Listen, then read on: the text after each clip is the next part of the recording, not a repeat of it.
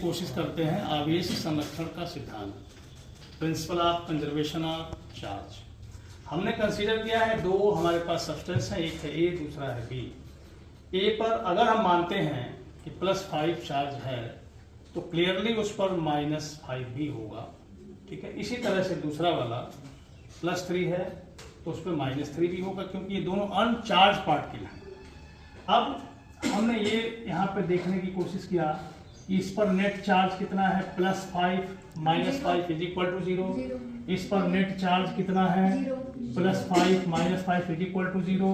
And then total charge of both two substances, this is 0 + 0 and this is equal to 0। इसका मतलब घर्षण से पहले जब हमने घर्षण नहीं कराया तो उस समय नेट चार्ज दोनों सब्सटेंस को मिला के यानी एक सिस्टम बना लेते हैं, तो उस सिस्टम का नेट चार्ज कितना है, 0 है। अब हमने क्या किया, रबिंग कराया। जब रबिंग कराया, घर्षण कराया, तो रबिंग कराने पर क्या हुआ कि ए में से 2 इलेक्ट्रॉन चले आए बी में।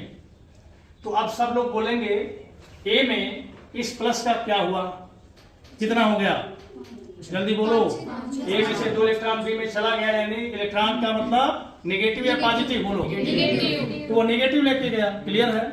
एक इलेक्ट्रॉन को एक नेगेटिव यूनिट हम मान के चल रहे हैं, तो 5 यहाँ प्लस है, तो ये कितना रह गया जब इलेक्ट्रॉन चला गया, तो सब लोग बोलो जल्दी, कितना रह गया।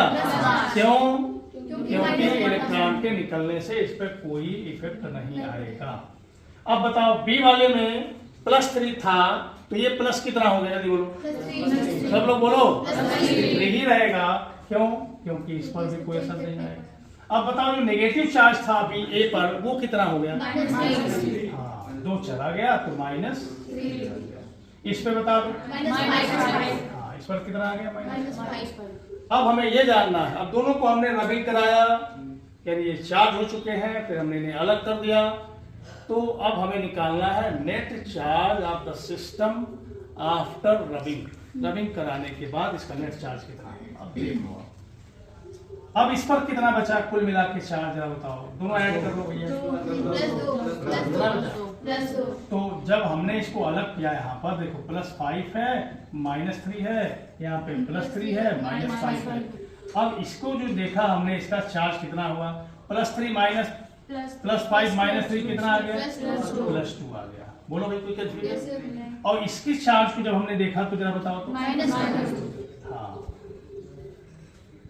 +3 और -5 कितना आ जाएगा, -2।